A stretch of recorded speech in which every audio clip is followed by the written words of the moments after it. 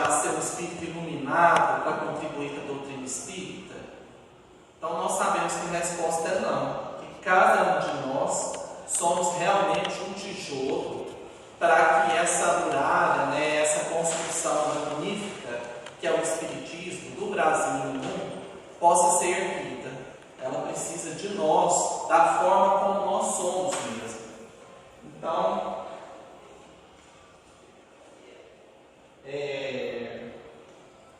o Espiritismo hoje, né, nós vimos aí esse trabalho maravilhoso que o Chico deixou para a gente.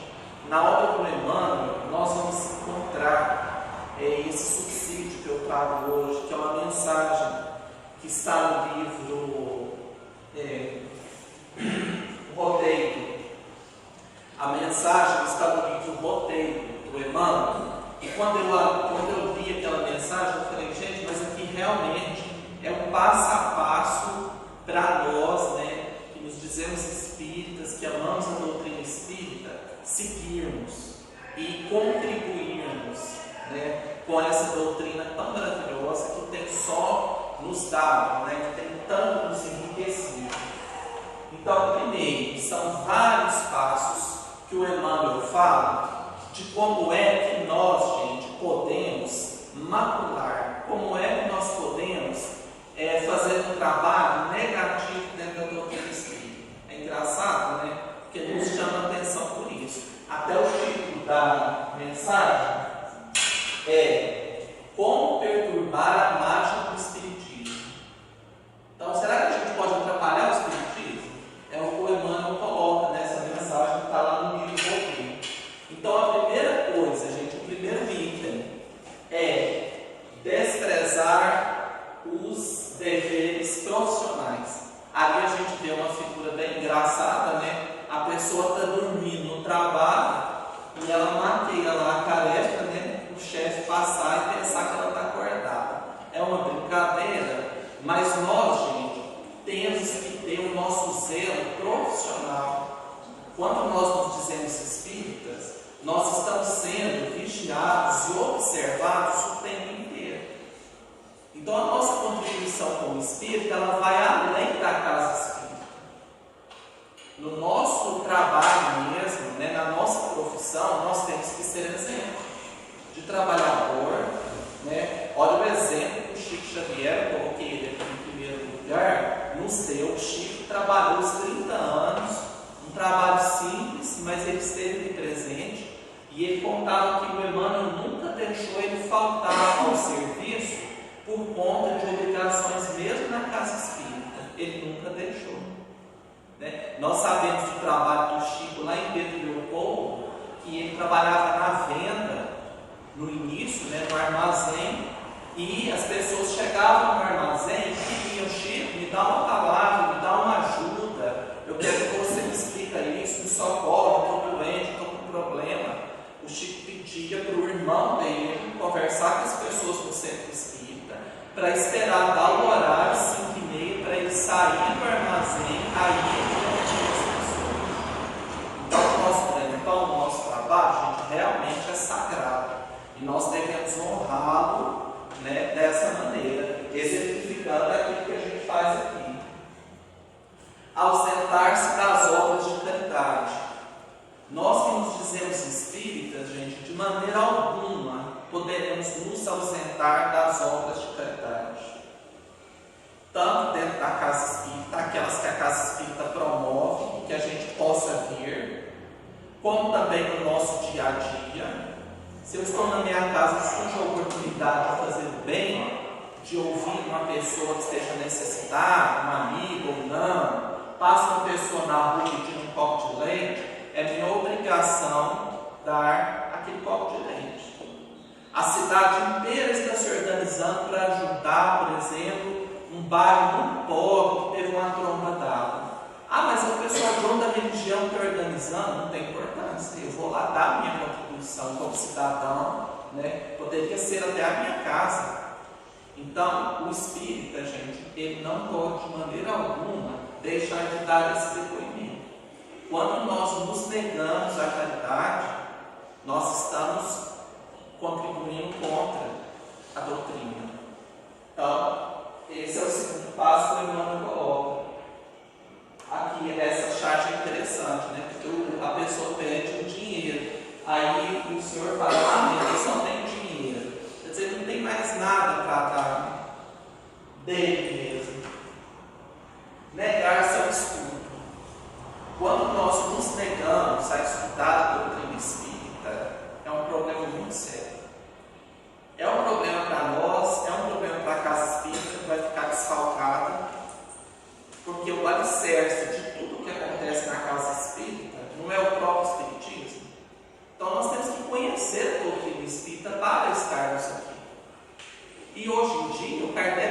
explicou a coisa de uma forma tão tranquila, gente, tão bonita, que no Espiritismo não tem hierarquia, não tem rótulo.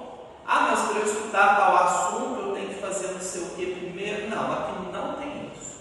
Qualquer pessoa, a casa espírita, ela tem que estar aberta para qualquer pessoa que queira chegar aqui e estudar, ela tem que ter o livre acesso.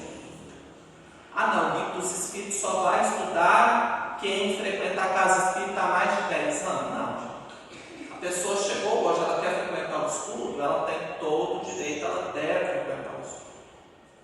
Né? O que fala lá no Evangelho? Que a doutrina espírita, ela é compreendida pelo coração, não é pelo intelecto. Uma pessoa inteligentíssima, ela pode não entender o Espiritismo, aquilo vai fazer o mínimo sentido para ela. Então é o coração que nos apoia. E quando nós estudamos, nós estamos aptos a servir em todos os departamentos da casa espírita. Nós vamos saber trabalhar na sopa, nós vamos saber trabalhar na mediunidade, nós vamos saber formar outros grupos de espírita, vamos saber atender as pessoas no atendimento fraterno, conversar. A pessoa lá de fora fala: e aí, o que vocês fazem lá no Espiritismo? Se você estuda, você vai saber explicar direitinho aquela pessoa, de forma que você não vai criar polêmica, ela vai ficar satisfeita, talvez até um irmão que a gente ganhe, né? Então o estudo é a chave. Quando a gente não estuda, nós estamos depondo contra o trabalho do Espiritismo. A gente não vai para frente. Faltar aos compromissos sem justo motivo. Dia do trabalho de desobsessão é o final da novela. Todo mundo lá vendo a novela, entrou até a água dentro da casa e eles não perceberam, de tanto que eles estão ligados na televisão, né? E era dia divino no compromisso. Então o compromisso espírita, gente, é sério. É sério. Nós não podemos faltar à casa espírita por motivos simples. Ah não, hoje eu não arrumei meu cabelo. Ah, a chuva vai sujar o carro de lama. Não, não é por aí. Se nós fizermos aquele compromisso conosco, de estarmos ali, de nos doarmos, de aprendermos de alguma forma, nós temos que honrar aquele compromisso. Então não é qualquer motivo. O Jerônimo Mendonça, ele falava muito assim, que a primeira obrigação nossa, enquanto encarnados, é a nossa família. A primeira obrigação que nós temos é a família. Se você tiver que escolher qualquer coisa da sua vida, a primeira é a família. Segundo ponto da nossa vida é o nosso trabalho material, é o nosso ganha-pão. É o segundo ponto. O terceiro ponto é a religião. Isso em nível de frequência, de atitude. Como é que é isso? Por exemplo, a minha mãe está em casa, na cama, não tem ninguém para ficar com ela, ela é super doente. Eu vou largar ela lá na cama sozinha, ela pode precisar de mim, porque ela está num estado mal para vir para o centro espírita. Não posso fazer isso. Eu tenho que ficar com ela. Se não tem ninguém, eu tenho que ficar. Então a primeira obrigação, gente, é a família. É diferente de eu estar em casa e a minha família falar assim: hoje nós vamos fazer um churrasco aí. Não, hoje não posso, hoje eu te dou isso. É diferente, né? Então, em matéria de compromisso, é assim que nós devemos pautar. Se é o nosso trabalho espírita, ele não pode ser interrompido por qualquer coisa, porque se a gente cede hoje, semana que vem tem outro problema, na outra semana tem outro, na outra, e assim vai, a gente acaba desestimulado, né? Então, tem essa seriedade. E isso não é algo que nós devemos nos vigiar, não é decidir. Todo compromisso da doutrina espírita é um compromisso íntimo. É um compromisso meu. Eu fiz comigo mesmo. Porque eu venho à casa espírita, porque eu quero crescer, porque eu quero evoluir, porque eu quero melhorar. Eu venho à casa espírita porque Deus me deu essa oportunidade nessa reencarnação. Os espíritos estão trabalhando para que eu esteja aqui hoje. Então é algo muito íntimo, é um compromisso meu. Nós não temos que ditar normas, quem vem, lista de chamar, não é isso.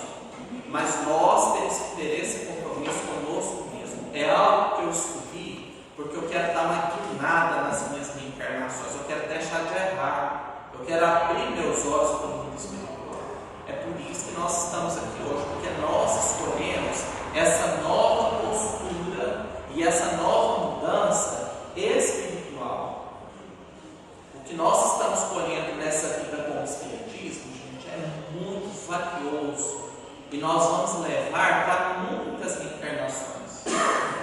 Nós não sabemos se na reencarnação que vem a gente vai reencarnar no Brasil de novo. E aqui a gente tem uma liberdade muito grande para escolher, e a gente, toda a cidade quase tem um centro espírita praticamente. E se a gente reencarnar na próxima vez num país que nem fala em espiritismo, pessoal com dificuldade, enquanto espírita a gente vai chorar e ter aproveitado essa vida. Então, se essa é a oportunidade, é agora que nós devemos seguir. Rogar privilégios é algo que nós espíritas temos que correr, gente. Rogar privilégios, onde quer que a gente esteja. Não vamos querer ser o primeiro em tudo, dessa forma de ceder a privilégios mesmos, né? Nós temos que ter cuidado, furar fila, parece uma coisa simples, né? Mas a gente tem que dar esse exemplo, né? Então são dessas pequeninas coisas que nós vamos mostrando o nosso estado evolutivo, aquilo que nós já aprendemos, e se realmente nós estamos colocando em prática no nosso dia a dia. Correr de privilégio, gente, porque o privilégio sai muito caro para quem recebe. Às vezes hoje eu posso fazer uma coisa e pensar assim: nossa, eu vou lucrar muito, eu vou ganhar muito, a minha vida vai melhorar, ninguém vai ficar sabendo. Mas Deus não dorme, como dizia o Chico Xavier. E tudo está sendo visto e registrado, né? Tem uma história que eu gosto muito de contar, é de uma grande amiga minha. Quando ela era criança, de 4, 5 anos, o pai dela faleceu. E a mãe dela era uma pessoa muito simples, lavadeira de roupa, e não sabia ler e escrever. A família do pai tinha muitos bens, era uma família rica. E o que eles fizeram? Eles deram para a mãe dela assinar um documento, falando que aquele documento ia garantir a vida dela. Só que o documento que a mãe escreveu para os dele era justamente abrindo mão de todos os bens para ela e para a filha. A família do pai fez isso com ela. E eles mudaram da cidade, começaram a passar por muitas necessidades. A mãe dela foi trabalhar de lavadeira, de esfregar chão, para poder criá-la. Tiveram aquela vida muito simples e muito difícil. Hoje em dia, gente, as pessoas que fizeram isso com ela têm toda a mordomia, moram em cidades grandes, têm casas próprias, carros, tem tudo de bom e do melhor, mas eles não têm sossego, eles não têm paz, hora nenhuma. O dia que minha amiga me contou isso, eu fiquei associando, escutando a conversa. A tia, né, que fez isso com ela, pegou o dinheiro, ela teve 4 filhos, só para vocês terem uma ideia. Dos 4 filhos que ela teve, gente, o primeiro virou traficante de drogas em São Paulo. Foi preso, vive na cadeia. O segundo foi no mesmo caminho. E na cadeia ele contraiu o vírus HIV também. A outra filha dela brigou com ela, mudou, tem mais de 20 anos que não conversa. A filha com a mãe, não sabe nem em que cidade a filha mora, se tem neto, se não tem, simplesmente esquitou. E a filha mais nova, gente, ficou cega. Aos 18 anos de idade, ela teve uma doença e ficou cega. Aí eu fiquei pensando, gente, valeu a pena? Que vida que essa mulher teve, com todo o dinheiro, com toda a mordomia que ela conseguiu, né, que não era dela, que vida que ela teve? Nenhuma. Essa mulher nunca parou de ter sucesso, nunca parou de ter preocupação na vida dela, né? Então, cuidado com os privilégios, porque o que não é para ser, gente, a gente pensa que ganha de um lado, mas a gente perde pelo outro lado, né? Então, o Emmanuel nos alerta sobre os privilégios. Escapar deliberadamente dos sofredores para não prestar os pequeninos socorros. Se nós quisermos estar com os espíritos de luz,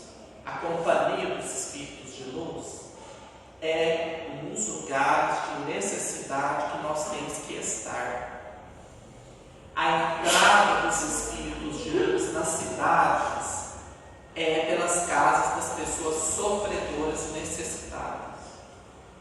Por quê, gente? Porque os espíritos de luz seguem à risca a palavra de Jesus. E eles vão sempre estar onde tiver alguém sofrendo. Então, se eu quero a companhia dos bons espíritos, gente, eu tenho que estar na caridade. É ajudando o outro. Eu achei linda essa foto, que é a criança doente, né, e Jesus do lado. E realmente, Jesus ele se preocupa com todos nós, né? Então, é muito melhor a gente estar nessa posição de trabalhar, de ajudar, de servir. E é aí que a gente vai para os bons espíritos que nós vamos encontrá-los, né? É na necessidade que nós vamos estar com os espíritos. Eu lembro lá em Curitiba, o Chico Xavier, em 1971, ele foi em Curitiba numa coletrinha. Foi a única vez que ele esteve lá. E o pessoal um grupo estava se organizando que ia construir um centro espírita. Aí foram conversar com o Chico, né? O Chico atendia todo mundo. Aí o Chico falou isso, falou só isso para eles, estudou o que eles estavam falando, falou assim: gente, a entrada nas cidades para os espíritos de luz é na periferia, onde tem os irmãos sofredores. Na época que Itaba tinha bairros com pessoas muito sofridas, passando fome, né? E esse grupo construiu um centro espírita num lugar desses, que foi assim uma luz naquele bairro, até hoje ainda é. Então, é palavra do Chico isso, nós estamos passando para vocês. Colocar os princípios espíritas à disposição de fachadas sociais. O espiritismo, gente, não veio para dogmas. Nós não temos que preocupar se a gente vai sair no jornal, na coluna social. Não é o nosso objetivo. Não é. Se acontecer, não tem importância. O centro espírita vai fazer um evento, precisa divulgar. Isso é a coisa mais normal do mundo. Isso é super natural. O centro espírita vai fazer uma festa, alguma coisa, que está precisando construir aqui, está precisando. Então a divulgação é uma coisa. Agora a autopromoção é diferente, porque o espiritismo não precisa, realmente. Então a gente tem que cuidar, né? Eu quero ser o presidente do centro para eu poder sair no jornal. Não é por aí. Isso aí é um caminho que só vai fazer com que a gente caia. Esse não é o nosso objetivo. Nosso objetivo é trabalhar, é servir, é estudar a doutrina espírita, é nos melhorarmos, né? Ter essa mudança íntima que é tão importante para a nossa evolução. E não essa coisa externa.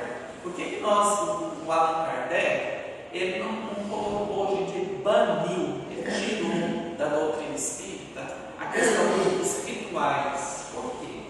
Porque o ritual leva a uma falsa crença. Eu acho que se eu fizer uma dança, eu vou estar melhorando. Se eu fizer aqui um oratório, eu vou estar melhor. Lá na minha casa eu vou fazer um oratório, então eu vou estar melhor. Não vai, gente. Eu só vou estar melhor se eu me melhorar como espírito, como pessoa. Então o espiritismo o tempo inteiro ele nos joga para onde? Para dentro de nós mesmos. O tempo inteiro, tudo que a gente lê, tudo que a gente faz é para a nossa modificação, para a nossa mudança íntima. Lá no livro Consolador de Emmanuel, pergunta o que é a verdadeira caridade. Então ele fala que a verdadeira caridade é iluminar almas. É iluminar almas. A gente pensa assim, mas será que a caridade não é só dar o pão, dar a roupa, dar o agasalho? É também. E essa caridade material que a gente chama, né, ela é a mais fácil. Ela é a mais fácil de ser feita.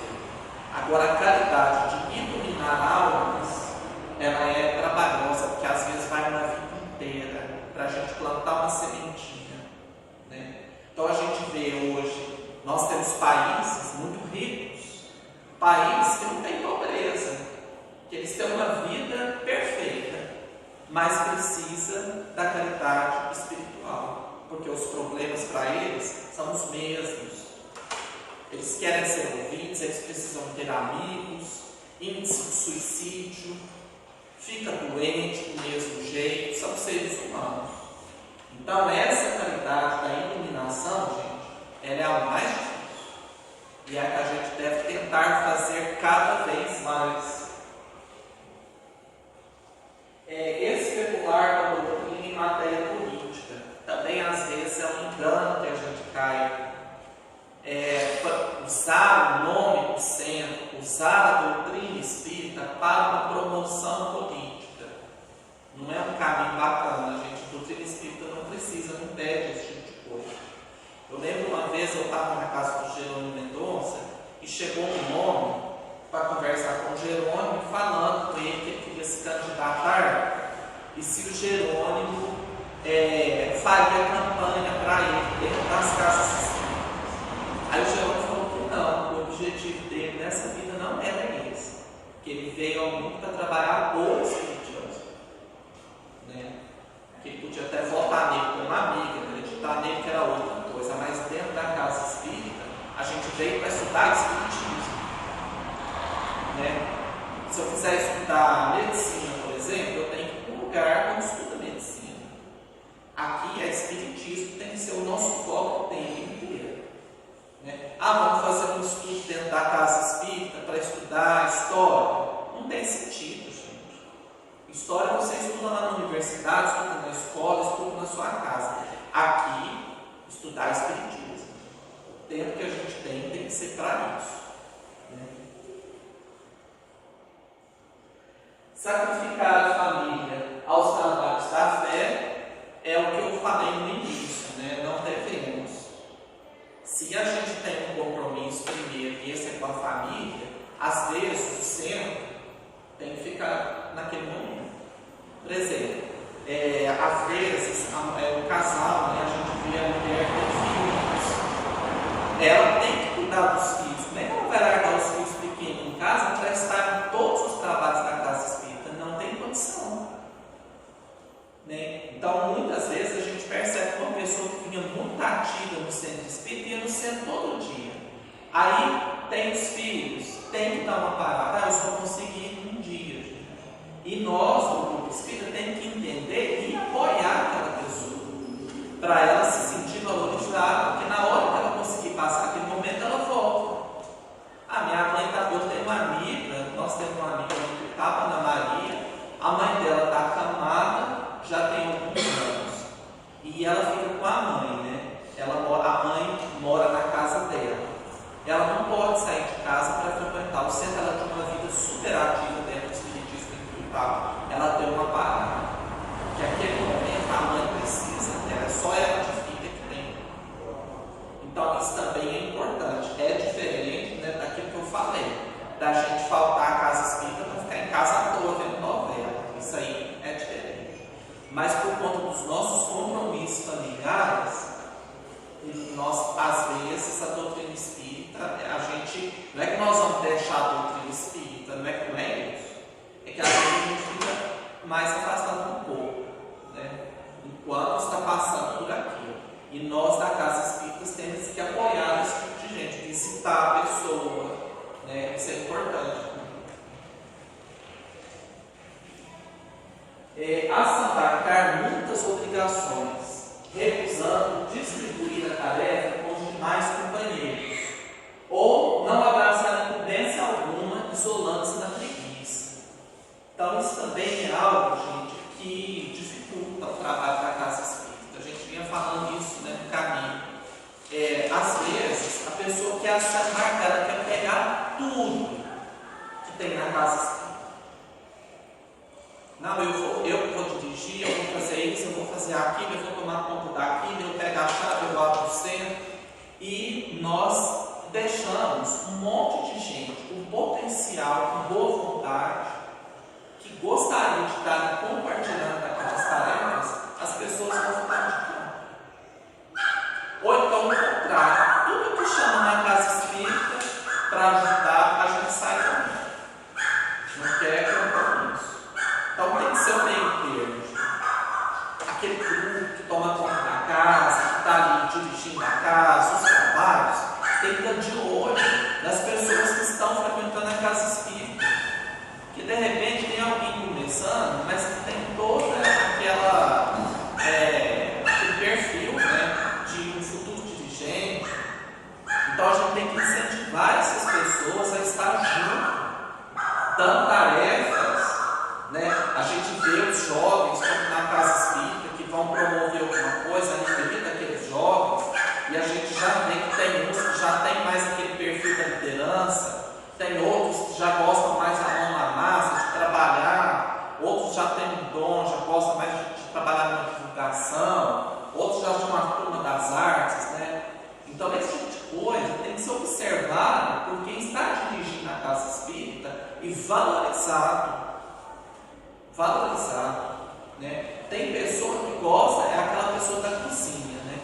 fala, que gosta de ajudar, mas ela gosta de ficar quietinha no canto dela, mas ela tem tudo. Outros não, outros já têm um perfil da liderança. Então eles têm que ser convidados aos poucos para estar junto. Porque o bom, gente, é isso, é a experiência de quem já trabalha no tempo, com a força daqueles que estão chegando. Essa é a mistura perfeita. Se a gente conseguir, nós vamos ter um equilíbrio. E isso é muito bacana. Né? A casa espírita que eu frequento lá em Pirituba é engraçado, a gente brinca. Porque desencarnou assim, do grupo que era na época do Jerônimo Mendonça, desencarnou mais de 20 pessoas. O povo foi tudo para lá. Fala que o centro espírita agora é de lá. E ficaram poucas pessoas. Daquela turma antiga. Mas o bacana é isso, porque muita gente nova foi chegando também, está sumindo devagarzinho, uma pessoa já pega uma obrigação, outra já pega outra, né? A gente vê que trabalhos que eram feitos, pessoas desencarnaram, outras chegaram, começaram a fazer. Então a gente tem que ter essa abertura, esse diálogo, né? Para enxergar essa movimentação, porque ela é rica, ela é saudável. Senão acaba, gente, que sempre fica na mão de uma pessoa só. Não tem como fingir desse jeito. Ao fingir, se deve trocar, né, os valores. Quando a gente fica querendo só os troféus, uma vez eu ouvi uma palestra que o palestrante usou uma imagem bem legal. Ele falava assim: quando a gente só fica em busca de troféu, o que acontece? Aí eu pego o troféu aqui, aí eu tenho que mostrar o tempo inteiro para todo mundo que eu sou dono daquele troféu. Ó, gente, eu sou Nicola, eu consegui esse troféu. Aí eu consigo o outro. Aí depois eu pego o outro, aí eu pego o outro. Daqui uns dias, gente, eu estou com 10 troféus na mão e eu tenho que mostrar toda hora que eu tenho aquele tanto de coisa e eu não dou conta. Vai indo, eu vou ter que abrir os braços e deixar que tudo cair no chão. Então, quando a gente quer fazer as coisas só em nome dessa questão exterior, só para mostrar ou para ostentar para as pessoas, nós não temos crescimento íntimo. Chega uma hora, gente, que chega a dor para fazer a gente abrir os braços e deixar os troféus caírem no chão. Então nós devemos trabalhar, não é pelas pessoas, nós devemos trabalhar, gente, em nome da nossa evolução. Nós devemos trabalhar porque nós estamos querendo trilhar o caminho que Jesus demarcou. É por isso que nós temos que trabalhar. Né? A religião que nós escolhemos chama-se Espiritismo. Ela não tem nome de alguém que eu deva seguir. Eu tenho que seguir o Espiritismo, que é realmente a porta, né? Jesus a porta vai ter que achar, né? Tem aquela frase. Então é mais um item, é mais um passo que o Emmanuel fala. Julgar-se indispensável. Olha o tamanho do ego, né? Tamanho do ego. É quando a gente acha que só a gente faz aquilo bem, ninguém mais. Isso atravanca o movimento espírita, atravanca o trabalho na casa espírita, atravanca a nossa vida no lar, na nossa profissão. Coisa mais difícil é na nossa profissão, né, gente? Quando a gente tem que trabalhar, você tem que estar ali todo dia e tem alguém junto que acha que só ele que é o bom, só ele que faz. Se ele não fizer, ninguém mais dá conta. Então nós temos que fugir, nós temos que nos policiar e fugir desse papel, para a gente não cair nessa armadilha que é o ego. O ego, para ele se manter vivo, o ego é o quê, gente? É o nosso egoísmo, é o nosso orgulho, é a nossa personalidade forte. Para o ego se manter vivo, a gente precisa o tempo inteiro de ter um oponente. Então, o tempo inteiro eu estou brigando com alguém, eu estou brigando com uma ideia, porque eu tenho que provar que eu sou melhor que aquela pessoa. 24 horas por dia. Quanto maior o meu ego, mais eu faço isso. Ou então o contrário, né? Aquela coisa da vitimação. Eu me coloco como vítima, como coitadinho,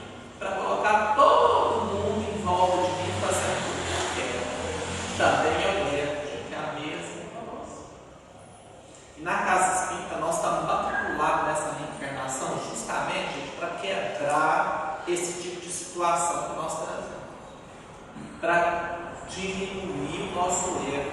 O nosso ego já foi muito importante, gente, quando a gente estava lá na idade da pedra, quando a gente morava nas cavernas, era importante a gente ter um ego forte, porque senão a gente morria.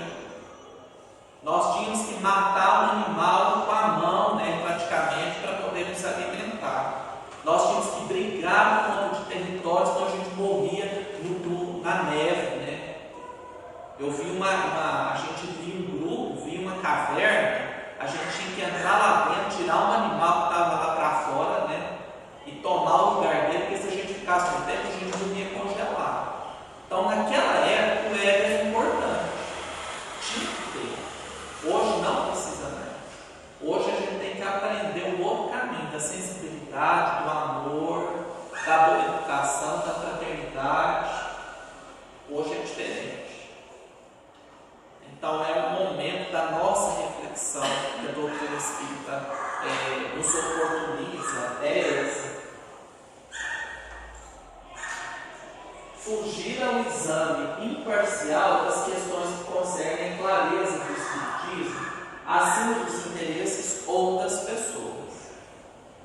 Quando a gente está aprendendo a doutrina espírita, nós temos que nos enquadrar na doutrina espírita. Não é a doutrina espírita se enquadrar a nós. Isso é muito sério. Eu tenho que ler o que está escrito no livro dos Espíritos, no livro dos Médicos, no Evangelho, e destruir aquilo que eu não faço, que lá fala para eu fazer. Se lá está falando que eu tenho que ser bom, eu tenho que me melhorar para tentar seguir o que está escrito lá. Não é eu falar assim, não, esse evangelho não é assim não, a gente não precisa ser desse jeito aí não, eu vou continuar do jeito que eu estou, e a lista que é o certo. Não é assim. Então, qual é o melhor mecanismo para a gente não ter briga, por exemplo, dentro da casa espírita? É fazer aquilo ali, nos enquadrarmos dentro do que o Espiritismo fala. Surgiu um problema, que surge problema toda hora em qualquer lugar do mundo, e a casa espírita não está separada disso. Surgiu um problema aqui, dentro da casa espírita. O que nós vamos fazer? Não é a minha palavra que acerta, não é a do Luciano, não é a do Hélio, não é a da senhora. É o que as obras básicas que o Espiritismo fala. O que as obras do Chico Xavier falam. Lá está falando que a gente tem que fazer isso. Então é isso que nós vamos seguir. Independente da nossa vontade. Por isso que nós temos que estudar. Porque se eu quiser que tudo aqui dentro aconteça de acordo com a minha vontade, com a minha palavra, eu estou fora da doutrina espírita. Nós é que temos que nos enquadrar aquilo que a doutrina espírita está dizendo. E isso é com relação às questões que regem aqui dentro, com relação à minha vida, lá fora. É nós que temos que nos enquadrar no espiritismo. É assim que a gente vai evoluir. Senão não tem sentido. Nós vamos ler, continuar sendo do mesmo jeito, nada vai mudar. Então, vocês estão percebendo quanto a doutrina espírita ela é confortadora, ela é esclarecedora, mas com o passar do tempo, o quanto ela faz com que a gente se modifique. Porque ela joga tudo, gente, para nós mesmos. Ninguém é responsável por mim. Eu sou responsável por mim. E quanto mais a gente estuda a doutrina espírita, mais nós vamos aprofundando nessa questão. Que se eu não der um passo, ninguém vai dar por mim. Meu anjo da guarda me ajuda, me acolhe, me sustenta, me intui. Ele faz um monte de coisa, mas ele não evolui por mim, não tem jeito. Se eu melhorar, eu vou continuar do mesmo jeitinho, mesmo com todo amor dos benfeitores espirituais. Se eu não quiser, eu não saio do lugar. Então, está com a gente. A faca está na nossa mão, corta o queijo, abdicar do raciocínio, deixando-se manobrar por movimentos ou criaturas que tenham sutilmente ensombrar a área dos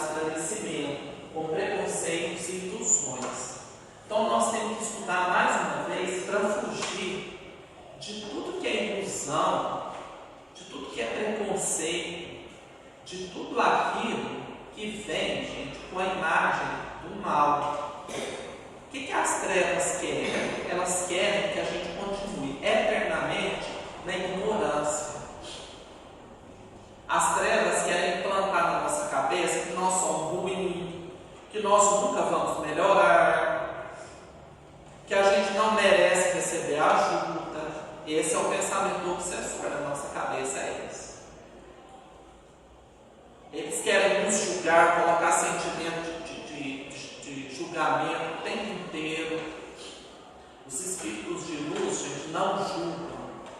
Eles apoiam, eles confortam, eles amenizam a nossa dor, eles nos incluem para a gente para frente. Mas o espírito de luz nunca vai chegar e vai fazer um julgamento maldoso da gente, jamais. Eles nos empurram para frente, para o bem, para o trabalho, para a fé, para a esperança, para a caridade.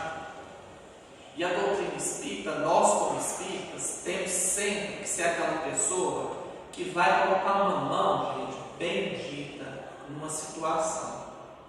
Então as pessoas estão lá discutindo, né, coisas assim, malignas, a gente tem que tentar levar um outro olhar, um outro ângulo.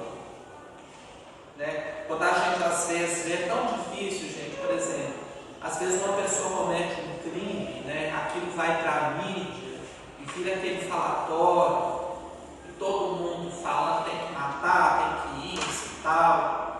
Eu lembro uma vez a gente estava numa discussão dessa, num estudo, num grupo de estudo na casa espírita, e aí uma senhora falou assim: pois é, eu fiquei com tanta dó da mãe daquele rapaz. Gente, bastou ela falar isso, ela colocou um silêncio na conversa, né? Porque todo mundo estava com raiva daquele homem que tinha cometido o crime. Aí ela falou isso. Ela lembrou que ele tinha uma família por trás, né? Que ele tinha uma mãe que devia estar sofrendo muito por conta daquilo. Então, nós temos que ser essa pessoa caridosa nesse sentido também, de iluminar mentes. O Emmanuel fala que a caridade é a gente iluminar as mentes. Então, jogar pensamentos positivos nas mentes das pessoas para a gente começar a ver situações do outro lado. E a gente sabe que todos nós somos reencarnacionistas. A pior coisa que a gente fizer hoje, a gente vai melhorar amanhã. Né? Então, tem esse alento, tem essa esperança na nossa vida. Ferir os outros com palavras agressivas ou deixar de auxiliá-los com palavras equilibradas no momento crescido. Também é um dever de casa. A gente usar a palavra, saber usar a palavra. Mas não tem jeito de não falar nada de bom nessa hora. Então, olha lá, a foto, passa um zíper na boca. Se eu não posso falar nada de bom, caladinho, passa o zíper. É a água lá do filtro André Luiz, né, do livro. Coloca a água na boca e não tem jeito de falar. Nós temos que começar a fazer esse exercício, porque a gente escorrega, a gente fala, a gente julga, uma hora a gente solta uma palavra impensada.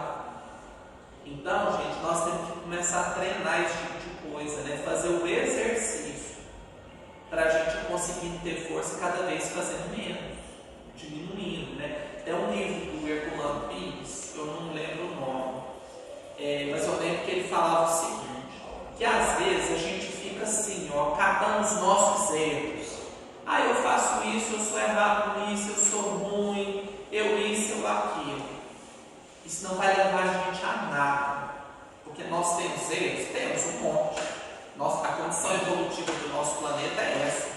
A gente é um misto de luz e de sombra. Todo mundo que está aqui é assim. Mas nós temos que começar a olhar as coisas positivas que nós já temos. Porque nós temos coisas positivas. Nós conseguimos a bênção da reencarnação por algum mérito, por alguma coisa que nós temos de bom, nós estamos conquistando. Então nós temos que fixar naquilo de bom que nós temos e ir fazendo aquilo crescer. Cada vez mais crescer aquilo de bom. E automaticamente, quando eu cresço o meu lado bom, o que acontece com o meu lado menos bom? Ele vai diminuir. Então, se eu coloco tudo de bom que eu puder fazer, eu tenho que fazer. para ir diminuindo a sombra que tem dentro de mim ainda. Nós temos que ir por esse lado, contrário, de realçar o bem. E nós temos coisas boas e podemos fazer muitas coisas boas, com certeza. Agora, isso aqui, gente, só acontece lá em Tuiutaba. Aqui em Tupaciguara não tem. E é de guardar beleza.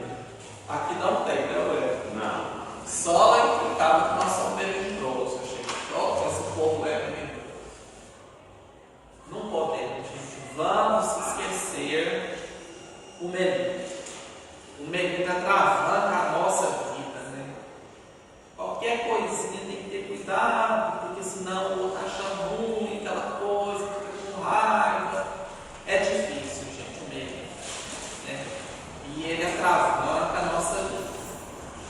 Nada mais difícil do que a gente ter que conviver com uma pessoa que você tem que ficar o tempo inteiro pisando em ovos, porque qualquer coisinha, um olhar que você der, a pessoa, por que você está me olhando assim, né? Bom, mas eu nem estava vendo, eu estava olhando a parede, não, você estava me olhando com a cara feia aqui, né? E ali já vai uma história imensa. Então, ter esse cuidado para resguardar o nosso trabalho dentro da casa espírita. Casa espírita, né? Olvidar o encargo natural de cooperar respeitosamente com os dirigentes das instituições doutrinárias. Gente, o Centro Espírita tem uma equipe diretora, mas não são sacerdotes da casa espírita. Eles não estão acima de nós porque eles são superiores. Não é isso. Por que tem que ter uma equipe diretora? Por que o Centro Espírita tem que ter presidente, tesoureiro, secretário? Porque, gente, essa luz que a gente está aqui, ó, de baixo, ela tem que ser paga todo final do mês. Por quê, gente? Se não chegar uma pessoa que com a chave para abrir o centro, como é que a gente vai entrar? O chão suja, tem que limpar. Então a casa espírita é um bem material. Tem que pagar água, tem que pagar luz, tem um ventilador que estraga, tem que arrumar, o chão suja, o banco suja, o menininho come bolo, passa a mão na parede, alguém tem que ir lá lavar. Então tem que pôr papel higiênico no banheiro, tem que lavar o banheiro, senão vai feder muito. Então, gente, toda casa espírita tem que ter a diretoria para colocar a casa em pé, fazer a sua manutenção e fazer as coisas acontecerem. Uma casa espírita, eu não sei como é que funciona aqui, por exemplo, tem um hábito velho, tem que ter conta em banco, tem que fazer convênio, tem que ter gente que entende de mexer com papelado, que é super difícil, super chato. Então a diretoria, gente, ela é fundamental dentro da casa espírita. E nós não somos da diretoria, olha o que o Emmanuel fala, temos que cooperar respeitosamente com a diretoria. O pessoal falou, gente, domingo nós vamos vender uma pizza aqui no centro para arrecadar dinheiro para fazer um Natal. Temos que ajudar, gente, nós temos que cooperar. É assim que funciona a coisa. É diferente de sacerdócio. Nós não temos sacerdócio. Não temos. Nós temos diretoria. Para quê? Porque nós somos também uma casa, uma instituição material. Né? Então tem que ter, né, essa cooperação. Lisonjear médios ou telefeitos da causa espírita. Isso a gente estuda muito, fala muito, sabe a dificuldade, quanto somos imperfeitos para receber elogios desnecessários, que às vezes podem nos atrapalhar. Né? Largar aos outros responsabilidades que nos competem. Tem uma palestra do Divaldo que é muito engraçada, que ele fala assim, do homem de bom coração. Aí ele fala quem é o que lá na cidade dele tinha um senhor que era assim. As pessoas chegavam nele e falavam assim, fulano, me ajuda aqui com um remédio. Aí ele abraçava a pessoa, falava, nossa, você é muito bom, você está necessitado, vai lá no Divaldo que ele vai te dar o remédio. Aí chegava uma senhora lá, fulano, paga essa conta de energia para mim. Aí ele abraçava a senhora, rezava,